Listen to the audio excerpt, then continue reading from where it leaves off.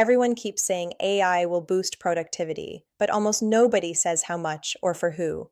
Anthropic, the company behind Claude, has actually started putting numbers and structure around that question, and it turns out the answer is it depends a lot on the kind of work you do. Let's break it down. When they talk about productivity, they're mostly looking at knowledge work.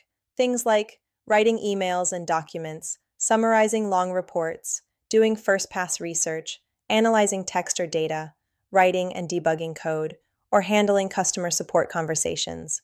Those are jobs where a lot of your day is look at information, process it, respond in text.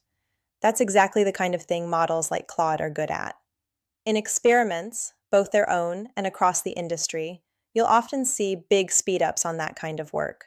We're talking drafts that used to take an hour now taking 10 or 15 minutes, research that used to be a painful multi-tab slog compressed into a couple of focused prompts and edits, boilerplate code and tests that get scaffolded for you so you can spend more time on architecture and edge cases. So yes, in those zones, you can pretty realistically see 30, 50, even 100% productivity gains if you already know what good looks like, and you're using the AI as a strong assistant, not a blind authority. But here's the catch. Those gains are not evenly distributed. Some roles are incredibly AI-friendly.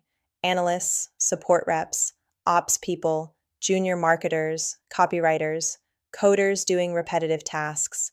They have tons of repeatable, text-heavy workflows. Other roles are much less about typing and much more about judgment, product strategy, leadership, complex sales, negotiations, anything involving messy politics, unclear goals, or decisions where the wrong call really hurts. In those jobs, AI doesn't magically make you twice as productive at the actual decision. What it can do is make you much faster at exploring options, brainstorming scenarios, testing narratives, summarizing stakeholder feedback, or pressure testing a plan. Anthropic's basic view is AI is a massive force multiplier on the mechanical parts of knowledge work.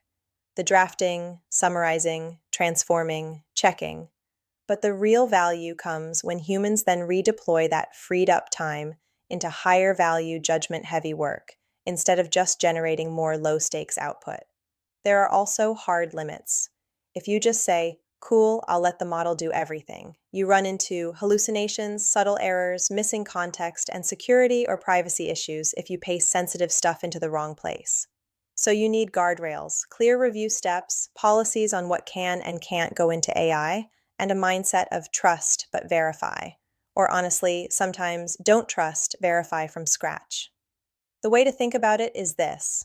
Look at your workday and split it into two buckets. Bucket 1, repetitive, text-heavy tasks where success is easy to measure. Emails, reports, summaries, standard analyses, boilerplate code.